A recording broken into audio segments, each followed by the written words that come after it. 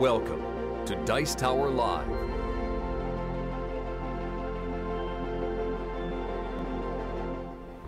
It's Friday! Woo! Most of you have taken off because it's a long weekend, and maybe you have off the whole weekend with an extra day because of New Year's Eve. Woo! Party games. My least watched video of all my top 10s. Woo! I know this because historically it's true. Because gamers, who are typically the people who watch the Dice Tower, are often biased against party games because they're not real games or whatever the thing is. And there's usually one game that comes out over the course of the year that gamers are like, well, that party game is okay. Like Codenames or whatever. Mysterium, things like that. But I won't argue that there was also some difficulty in putting together a list of 10 party games, because there's a lot of garbage party games that come out over the course of the year.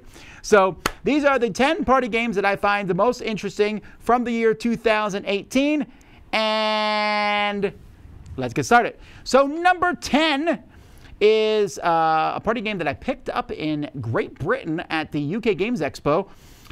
It was a game that mixes the periodical, don't run away, and the periodic table with a word game, and that is frenetic.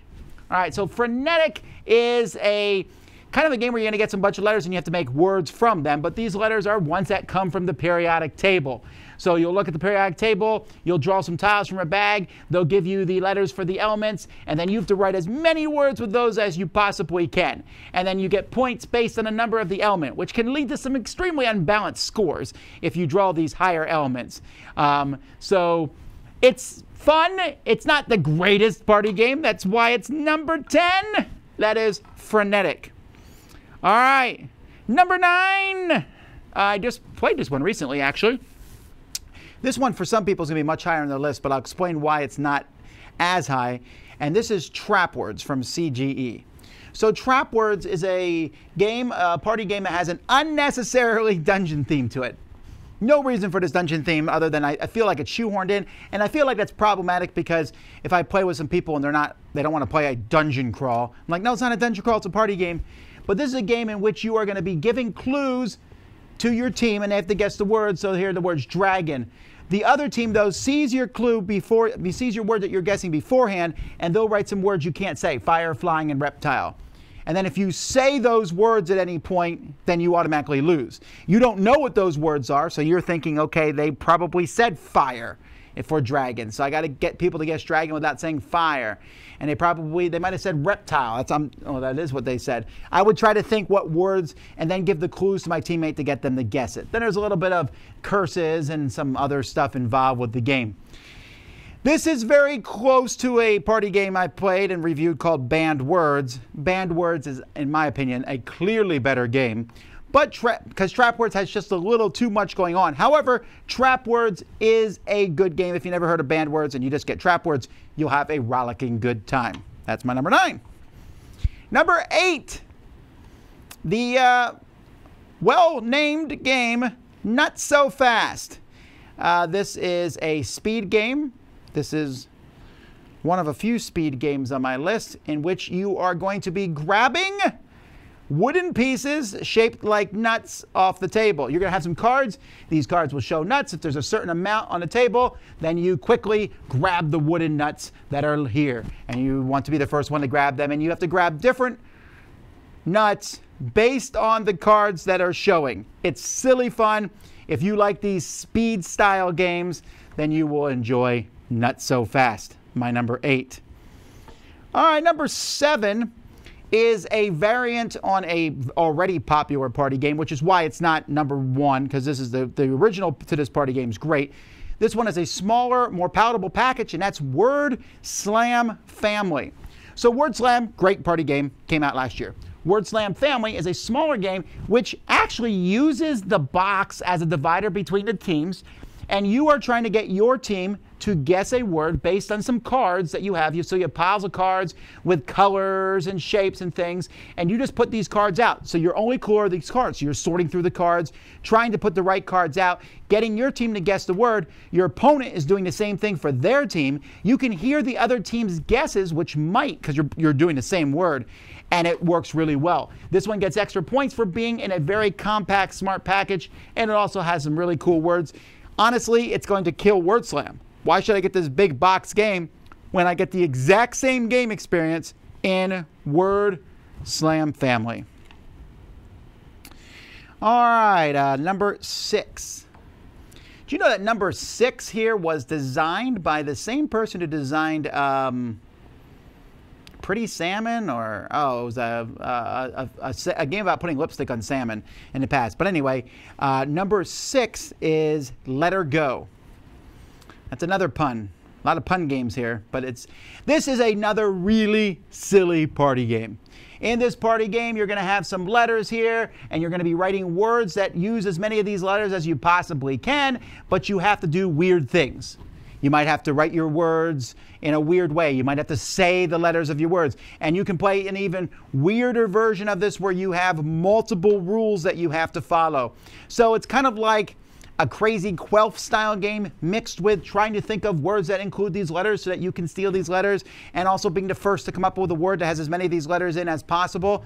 It's a pretty good game. I was very surprised. It looks kind of silly with all the pink and blue, and it's going to annoy everyone at the tables around you. But that's Let Her Go, and the comments right, Discount Salmon by the same designer. I hate it, Discount Salmon, but I like Let Her Go. All right, number 5 is a great party game. We actually played number 5 live here. Z was showing it off, and that is Blank Slate. So Blank Slate is not like this great, innovative game. It just essentially you get some clues, blank guard, and you need to write something that goes in there, but you are trying to match other people. So you're trying to think of something. So blank guard, I might say rear guard. Here they have house and brick, dog, haunted, play, full house. Say the people who watch that cheesy television show. So the game where blank minds think alike, or great minds. So you're trying to think of the same words. It works especially well in large settings. And like I said, if you want to see this one being played, then go for it. Someone says, man, I'm scratching my head at the list so far. It must have been a weak year for party games. Just as a heads up, it's always a weak year for party games. But there's always some good ones. And even if a party game is not a great party game, you can still have a lot of fun with it. So Blank Slate, my number 5. Number 4. This is a game that I want to love more than I do because I think there's not enough content in it. I need them to release expansions for this game stat, and that's Pantone, the game.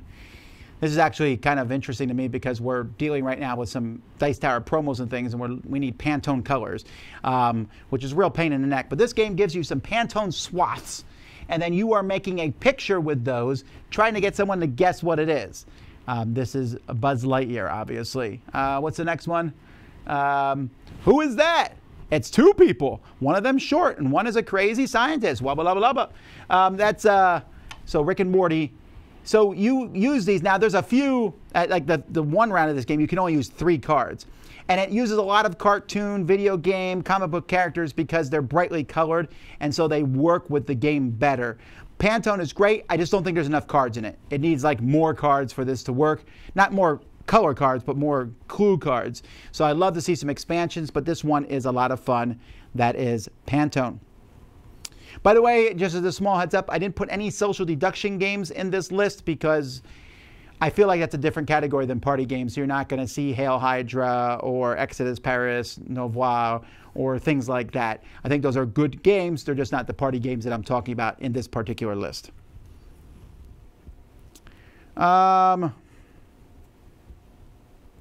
Is Pantone colorblind friendly? Come on now. Come on now. I mean, there comes a point where you just can't be like that. Come on now, that's being trollish. Number 3 is a great. Okay, so I think the top. I think all these games have been good, right? But I think now we're to a great party game.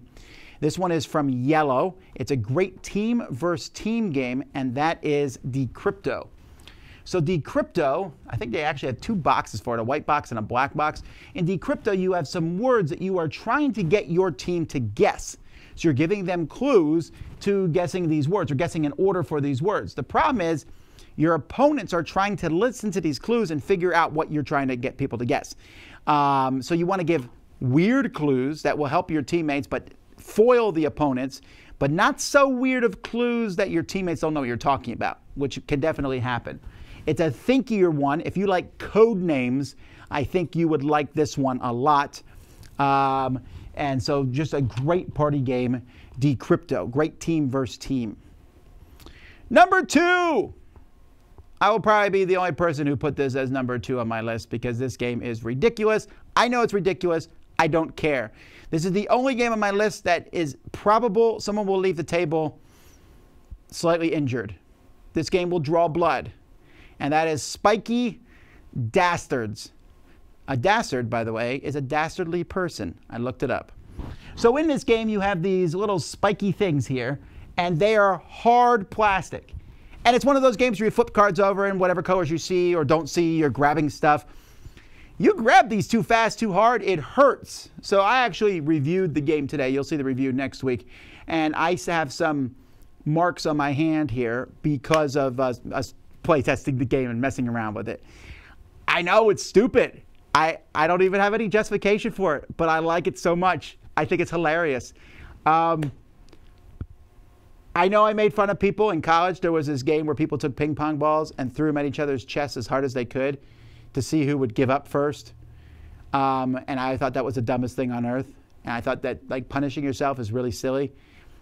And I still like this, and I know it's hypocritical of me, and I can't help it. Spikeytards is so much fun. I'm going to bring it to any place where there's not kids because I think kids could actually probably get injured playing this, and I don't want to be responsible for that. But with adults, this does say 14 plus on it. This is a really hilarious game. So that is my number 2, Spikeytards. And number 1, this was an easy one. This is my favorite party game of this year. Just a great party game. The very first time I played this, I played it. And that is, it's in the name, number 1, JustOne. JustOne is a party game. It's a cooperative one where you're all sitting around a table and one person is closing their eyes and everyone else is going to see a clue here. So maybe circus. The person closing their eyes will shout out a number. 2. Okay, 2 is circus. Everyone will write down a clue on their little whiteboard. You all show each other your clues. If you write the same clue as someone else, so here's the clue's chocolate. Everyone wrote a different clue. Great. But if you write the same clue as someone else, if this person wrote sweet and sweet, then these would be out. If this person wrote milk and milk, those would be out. So could you guess it from white, Belgian, and hazelnuts? Maybe. But it works really well, you know. Suddenly, so you're trying not to write down an obvious clue, but then you write down a not obvious clue and someone else does, and you cancel each other out. Great game. This one I play over and over and over again. It's a lot of fun, and I foresee this one sticking around a lot. So that is JustOne.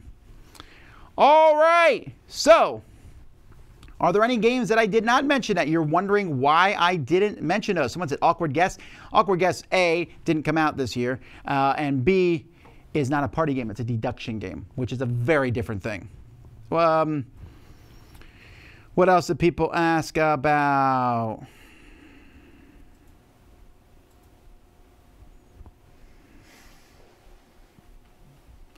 There's a popular category missing from Tom's top party games. Will Tom do a top 10 poop-themed games to rectify this mistake?